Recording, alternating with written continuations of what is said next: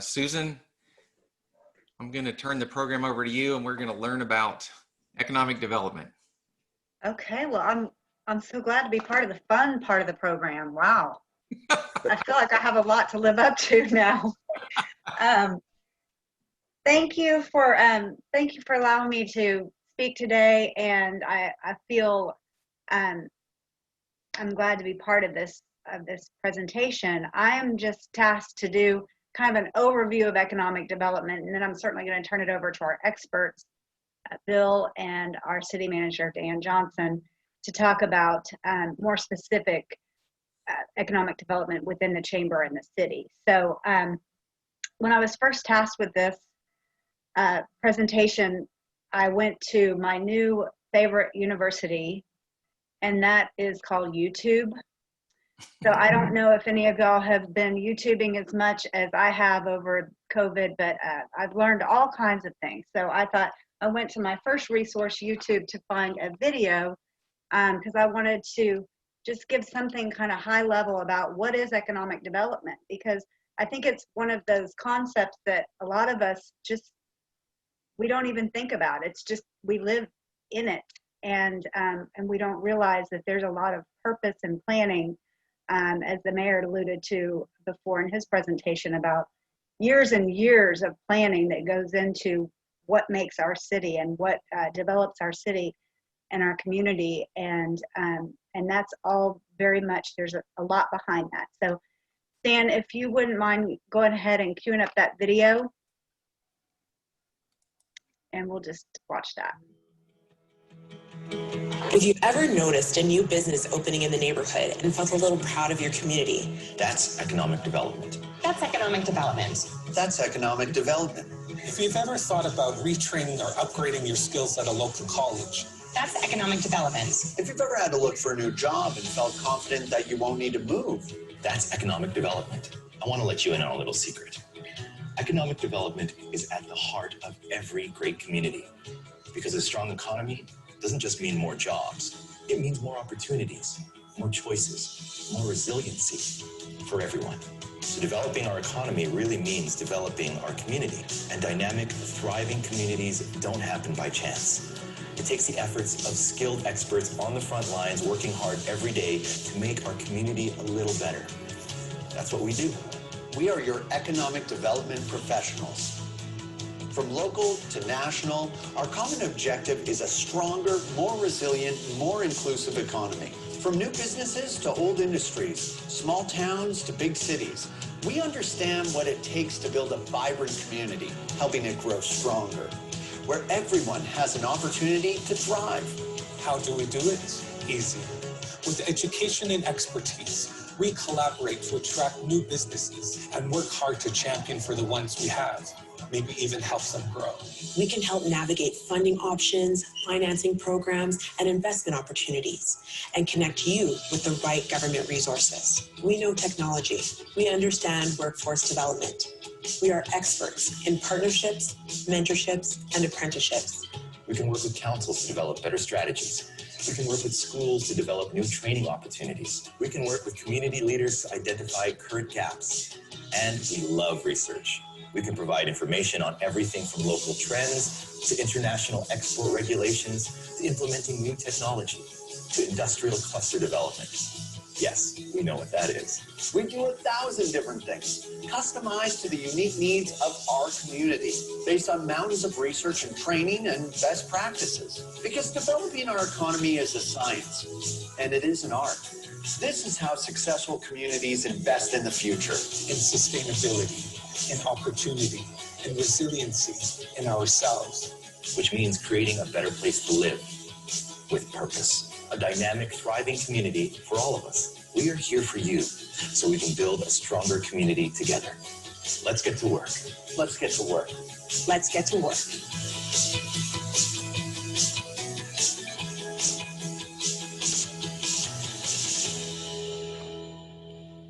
Okay. Thanks, Dan. I hope you guys enjoyed that video as much as I did, but some of the words that kind of popped out to me as I watched that video, I just was trying to think about that in context of what our chamber does and what our city does. And just some of the words that kept coming to fruition for me were sustainability and resiliency and opportunity, especially during this year. But I've been a resident of Richardson for over 18 years, and before that I worked in Richardson at Nortel, and I've really grew up in Richardson and Plano. So I've been here all my life, and I've seen the ebbs and flows and seen economic development in the works. So it really is kind of fascinating to me, and I really think that we have a great team in place to help our city grow. If you look at kind of the classical definition of wealth of economic development, it's like wealth creation in a certain geography or sector. And we all certainly kind of equate the word economic development with job creation and helping the tax base grow and increasing the community life. And we've seen that here in Richardson, certainly. Stan, if you want to go to the next slide. So the next slide just talks about how we can kind of break up economic development in two different categories. And this is kind of the meat of economic development, but you can look at demand side strategies and supply side strategies. So demand side to me is things that, we hear in the news, and, recruiting businesses to town and things like that. Like you think about State Farm and TI, and then I think about business retention and expansion. And that's really, for our community, being the age that it is, and we don't have a lot of land to expand, we really focus a lot on business retention and expansion of that business, trying to make the most of those businesses. And we've certainly seen that here with Texas Instruments and with Blue Cross Blue Shield. I could go on and name several ones, but those are the ones that come top to my mind. And of course, all of those businesses create ancillary businesses that are there to support the business and the community. And so the chamber and the city are tasked to help with entrepreneurship and helping small businesses develop. And that's kind of all part of the life cycle of the business, from recruitment all the way through to expanding and building new businesses. On the supply side, I kind of like to break these into three buckets. And I kind of think about people, infrastructure, and money. So on the people side, that's really your workforce development. And I know we've seen a lot of great programs here in the chamber to help with workforce development, but that's helping our people become what they need to be in order to help support those businesses and to retain jobs and to get new jobs and bring new businesses to the community. We see that through all of our education throughout the community. We have great universities, obviously, and great school districts, both Plano and RISD in the community. For infrastructure, I kind of think about that old adage, if you build it, they will come. We really need, and I think Richardson is, one of the reasons why we've thrived is because we have been we invited DART into our community at a very early time, and we have really good road systems. We've got 75 and 190, and then we also have great infrastructure from our city, and utilities and technology like 5G and internet. All of those things are what brings businesses and what makes our community thrive, and we kind of take them for granted. But without them, we would not be able to continue to recruit business and to expand. So, one of the main things that pops out in my mind when I think about infrastructure and supply side is State Farm development. I mean, they needed a DART rail station. They needed a rail station. They needed land to expand. They needed zoning that was available that they could work with. I mean, all of these things were done by the city and by our economic development in order to allow for a company like that to come in and thrive. So just a little bit of history. Stan, if you want to go to the next slide. A little bit of history about our partnership as a chamber. Since 1984, the city actually outsources their economic development department to the Chamber of Commerce, and this has been kind of the regime for the past however many years, since 1984. And it's an annual renewable contract. The city manager approves the strategic plan and budget, and then the chamber executes the strategies and tactics of that. Once a year, they do go to report to the city council, and I can assure you there's weekly coordination meetings, and the city and the economic development leadership at the chamber work very closely together. And the last slide, really, I just wanted to point this out because I'm always trying to benchmark. You know, I really want to know, how do we stack up, or how do we relate to other cities? And so this just kind of tells you how other cities do economic development. So Garland and Irving are very similar in the way they're funded, and they also outsource their economic development to their chambers. Plano, Arlington, Dallas, and Carrollton are all funded in a similar manner, but they have internal economic development departments where those people are city employees. And of course, McKinney, Allen, and Frisco are different, mainly because they're non-DART cities, and they get their funding in a different way. Some people might argue that, you know, it gives them a little bit of economic advantage because they have more funds in their coffers, but they also don't have the infrastructure that we have with DART that is bringing businesses to our communities. So with that, that's my high-level overview, and it's probably all I need to get into because I'm kind of certainly not an expert in this, but I would like to turn it over to our experts. So I'm going to turn it over to Bill to talk about how the chamber does economic development.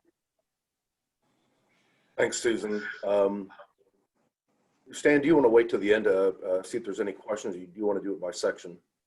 Let's do it at the end. I have a question slide at the end. Oh, okay, very good. So this is a partnership. Every year, Dan Johnson, his team, and John Jacobs and I and my team work out an annual work plan that articulates exactly what we're going to do as a part of this partnership. And we put it in the form of a strategic plan with metrics. And you know, that is our guidebook for what we execute on during the course of the year. So most people think of economic development as, let's bring a new company to town. And that's still a very popular strategy. We call it business recruitment and economic development. And so, you know, we use a network that we reach out to for prospect leads or sources of leads. And it ranges from real estate brokers. We have good partnerships with the state of Texas and the Dallas Regional Chamber, who source leads to us and other communities. Obviously, our network of contacts in the chamber, we're being called a lot saying, hey, I heard about this company thinking about moving or expanding. Maybe you ought to go talk with them. We also get formal requests for proposals from a group of people known as corporate location or site location consultants. They have their own profession. They represent companies, and some of our major companies that we have brought to Richardson have been represented by them. For instance, RealPage had a site selection consultant that we interacted with. But we also do our own prospecting using databases. We've got a really cool one that's got a artificial intelligence in it that will predict the likelihood of a company expanding. And we're using that for both domestic and international identification of prospects. Of course, we do direct marketing, and when we're able to travel, we will do trips and go visit companies. Interestingly, if you take a look at all the studies about what it influences, you know, an executive's decision to locate or expand in a community, it's not ads, it's not direct mail, it's not going to a trade show.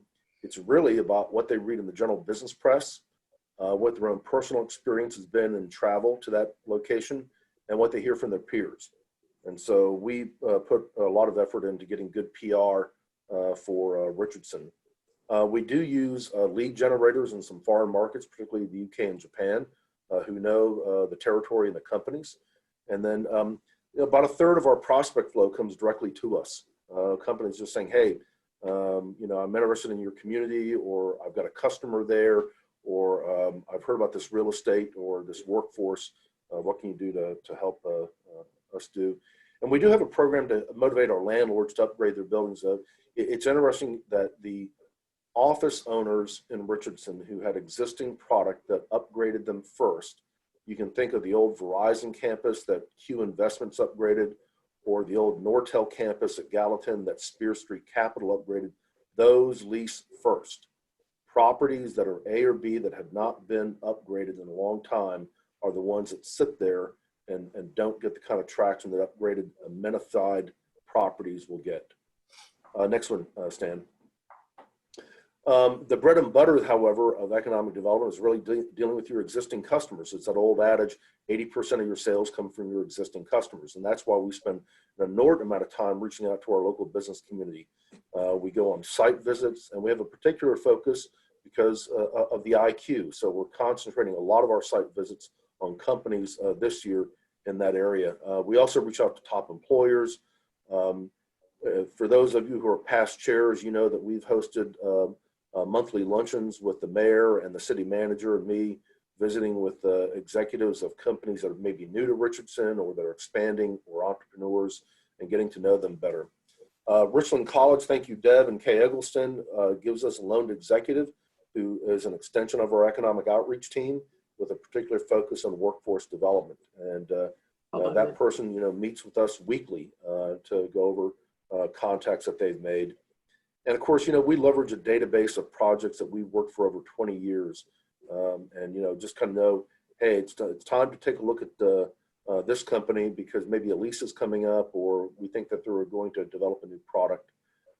We do have a specific outreach through Lawrence Howarth, our international business manager, to reach out to foreign-owned companies in Richardson and provide a specific set of services to them.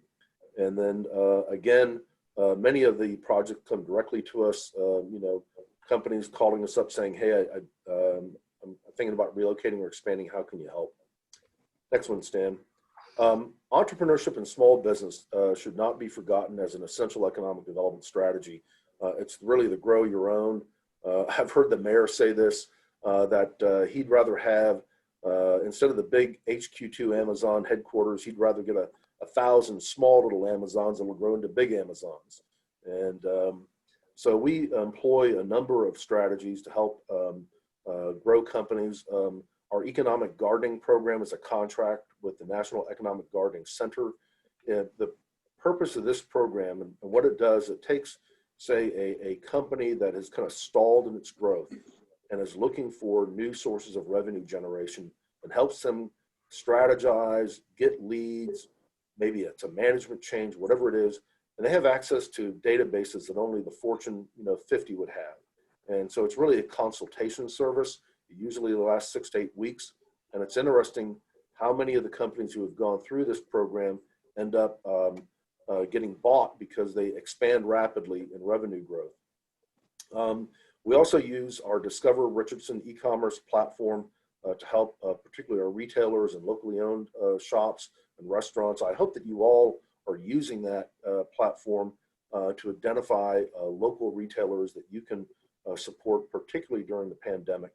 And it's at discoverrichardson.com. Of course, we rely upon our network of accelerators, incubators. Marta Fry, who's joining the advisory board, former city council person, heads up the Collin County Small Business Development Center. They've got great consultants that help small businesses strategize, come up with business plans, et cetera.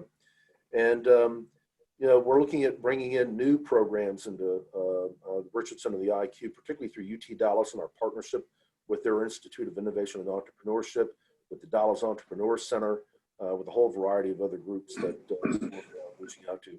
We do have a small business resource guide that we publish, and it's got lots of information about resources that small businesses can obtain. And of course, we were very active when the CARES Act was passed about getting information out about the Paycheck Protection loans and the economic injury disaster loans. And because we're, a tech community with a legacy of tech investment, we know the venture capital network pretty well. Next one, Stan. So, we have a specific focus on the IQ. You've heard us brief you on this previously. We do have an annual work plan with the city. Dan Johnson, Dob Magner, and I kind of oversee that. We do have support for property owners and employers through the program. We do coordinate with our strategic partners, whether it's Richland or UT Dallas or a number of other groups.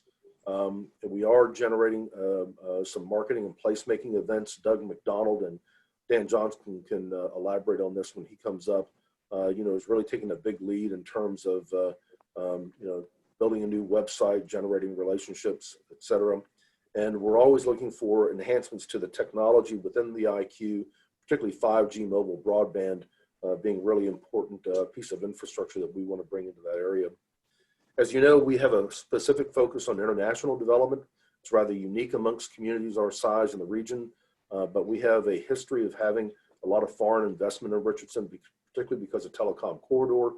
We have long-standing relationships with companies who are foreign-owned and with governments around the world. We focus particularly on Japan and the UK as our primary markets for foreign direct investment. We also, however, help companies export.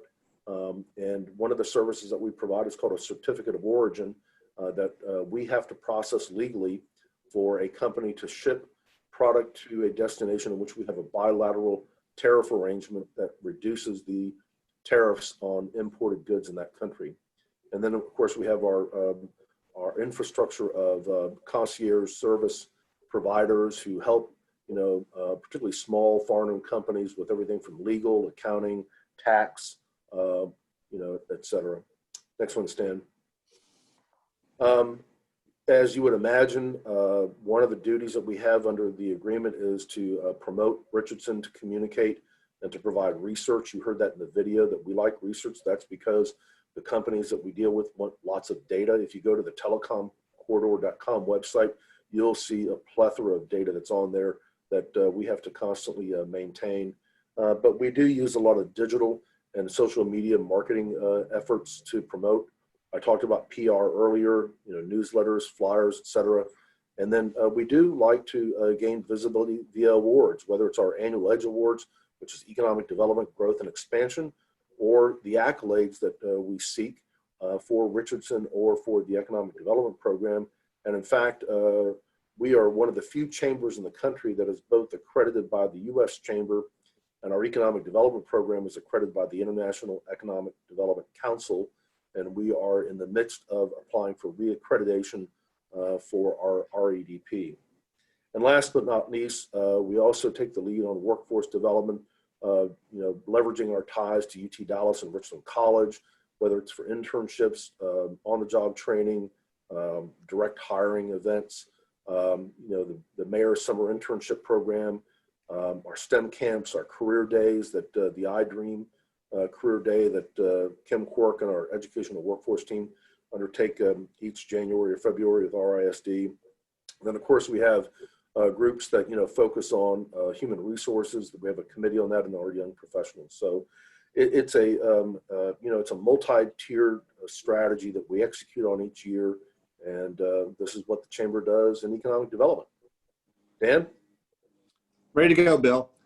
Well, it's been a delight. And first of all, thank you, Stan, for allowing this kind of wider briefing for you all. And Susan, thank you for the lead off. Great remarks and great video. And certainly my good partner here with Bill Spruill, I would tell you, it has been a delight. I came to the city in 1996. I worked in Carrollton before. And so I've been in this DFW area my entire career.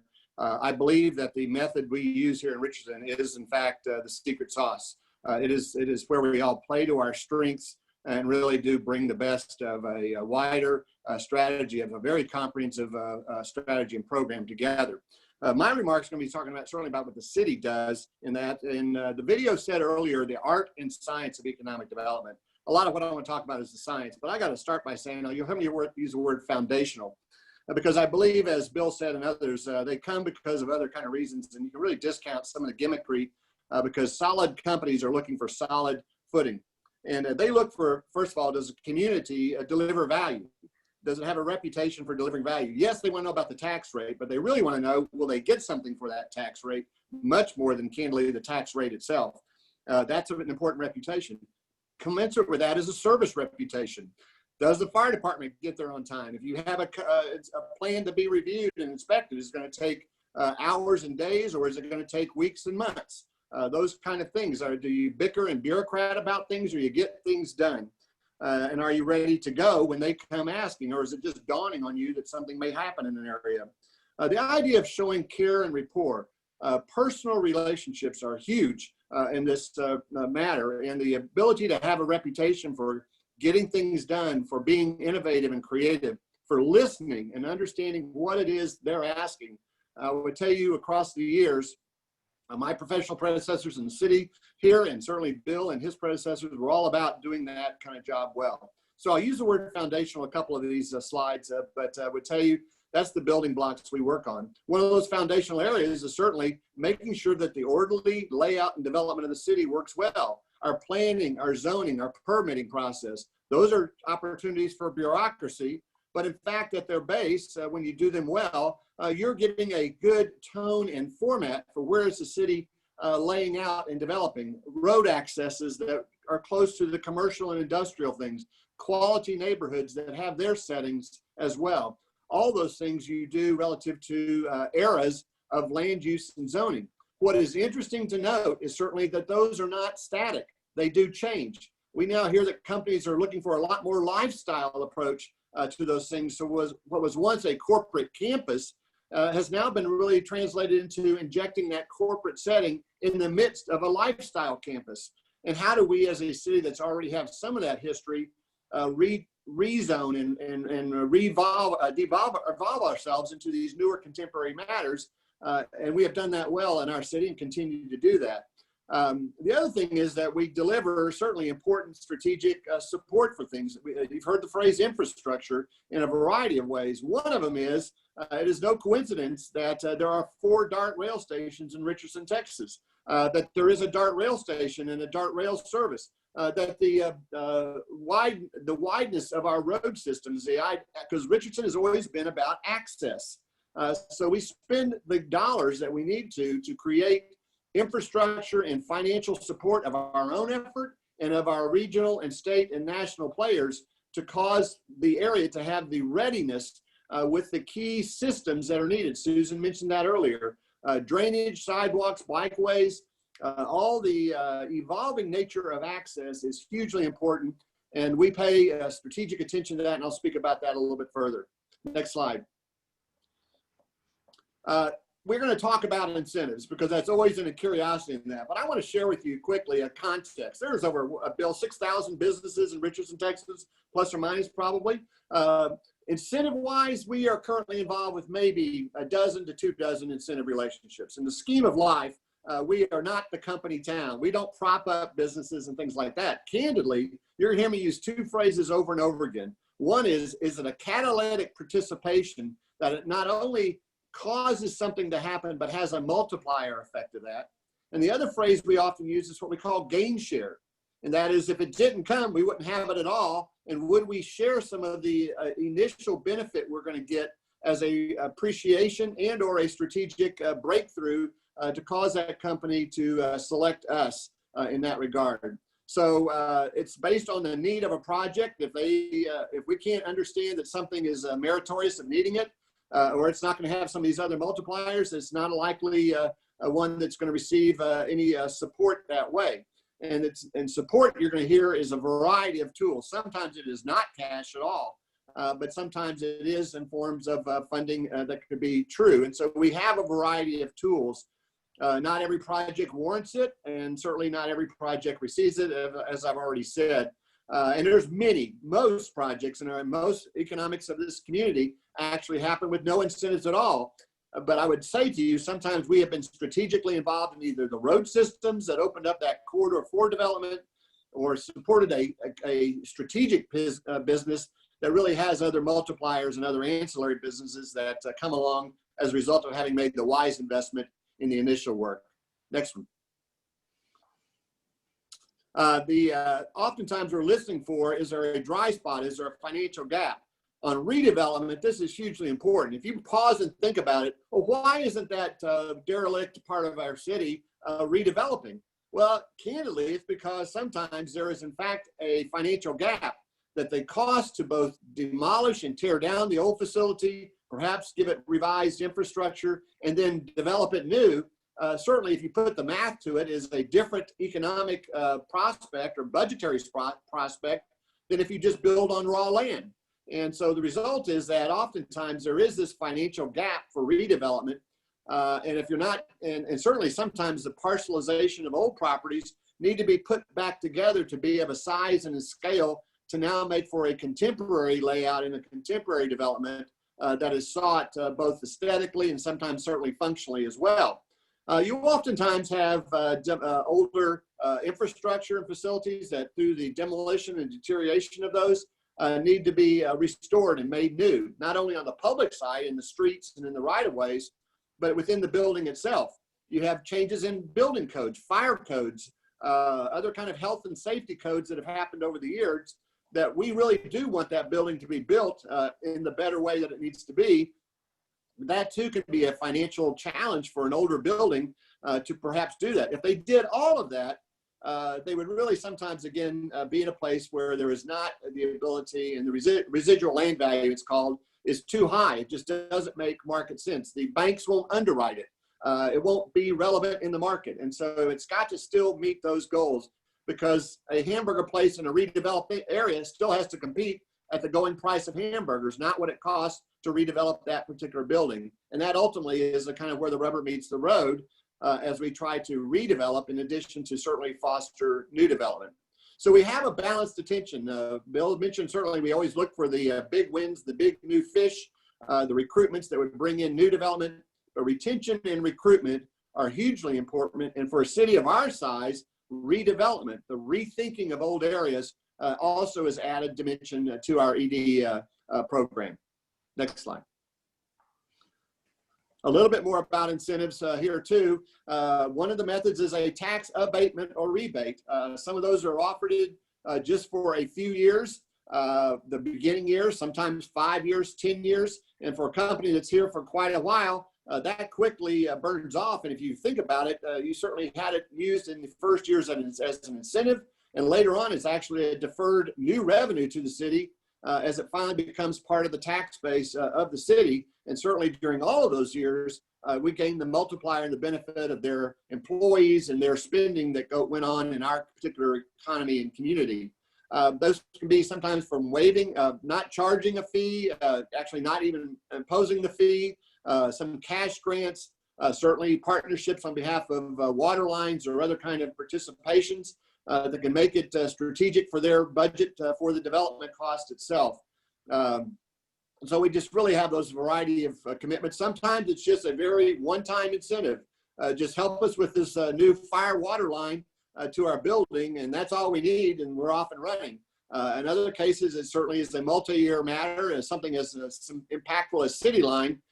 They put in all those roads and infrastructure. The city did not put in one bond dollar of building any of those roads or infrastructure, but we committed that they could, with the raise in the property taxes, we would rebate a part of that back to them to let them pay themselves back for having fronted the cost of all those streets and developments. So sometimes it's a matter like that. And again, I would characterize that as gain sharing back to them for a fronted cost that they took the risk to build initially.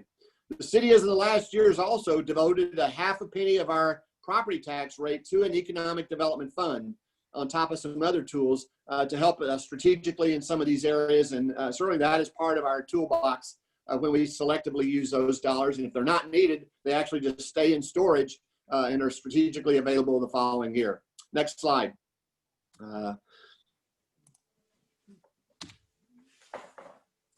going to speak about the tax increment finance, TIF. Some cities will call it a TIRZ, T-I-R-Z. It means the same thing. Basically, it is an area that you've kind of designated. You see here the green polygons or zonal areas that have been designated in Richardson. You can see that it is some of our commercial area to the north, and certainly down in our south of Campbell Road there, and on down to Spring Valley in the southern edge of our city, and over to Coit Road. Areas that either by their history are older in their development and are in this tone of redevelopment, or in the case of up at City Line in that area, areas that are challenged by developing new infrastructure and how we became involved in capturing dollars to reimburse in those places. So we have 3 TIFs in our community. In fact, among other hats, Stan wears the chairmanship of our tax increment finance district by the city council. I really appreciate your service, Stan. The next slide, this certainly talks about what we do with those TIFs. They are certainly used, like I said, to reimburse for the building of utilities, water lines, streets, other kinds of layouts, plazas, walkways. Many of the, again, more amenified areas, that many of these areas, oftentimes it's called a place making.